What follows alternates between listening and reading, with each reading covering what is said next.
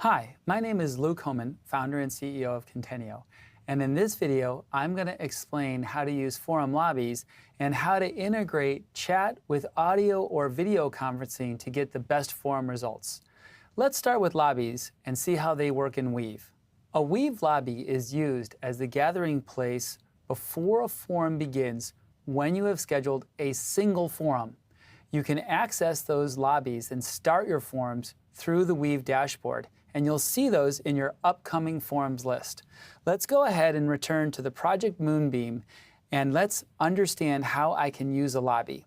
In this case, I click on my Start the Forum icon, and instead of jumping right to the forum, which is how we would work with an instant play, I can see a lobby. Now, the lobby is the gathering place where participants will join before the forum begins.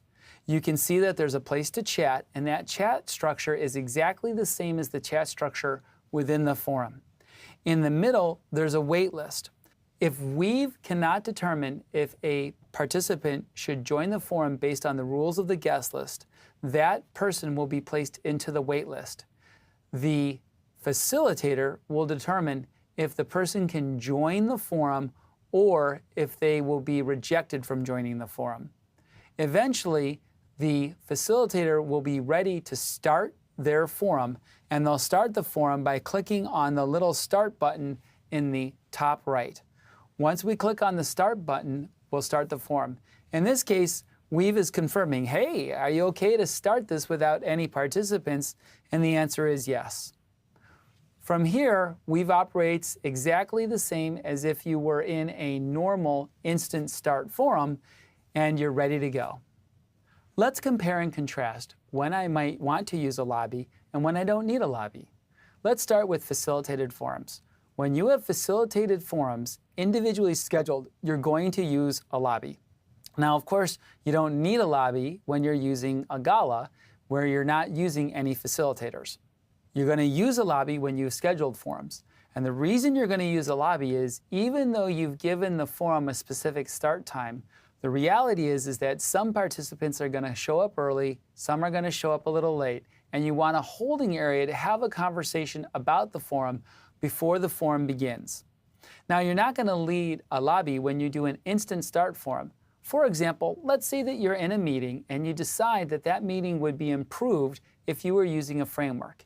You can log into Weave, find the framework you're looking for, hit instant start, and invite people within that meeting to join. You don't need a lobby in that situation. You're going to use a lobby when you want synchronous collaboration among the participants so that you can gather them together and kick them off in terms of, hey, we're here, let's go work on this framework.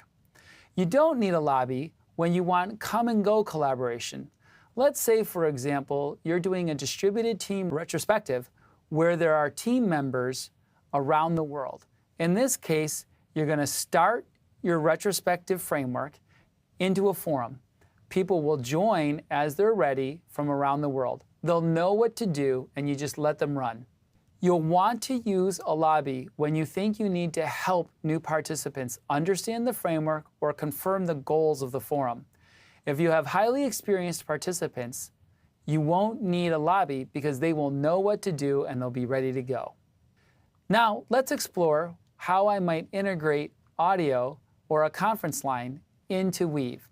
Many teams are accustomed to using audio bridges or conference lines during their meetings, so pairing the Weave's capability, especially our chat feature, with voice is a very powerful combination. You want to use voice when you're starting the forum to thank your participants, explain the goals, set the stage, and get them ready to collaborate. Eventually, you'll want to use the voice to discuss surprises or make sure that people are engaged as much as possible. So what would I use chat for?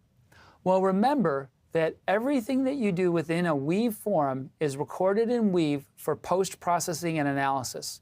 So you want to use chat when you're integrating it with an audio function to make sure that you're recording the information that's important for post-processing.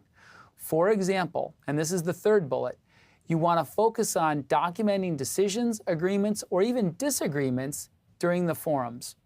You can also use chat to provide instructions to specific participants or check in with participants who aren't fully participating.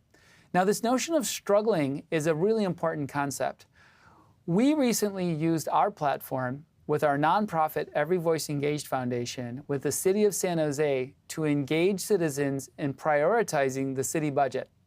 One individual was really struggling to make his point, so the facilitator used the whisper function in Weave to reach out to that person.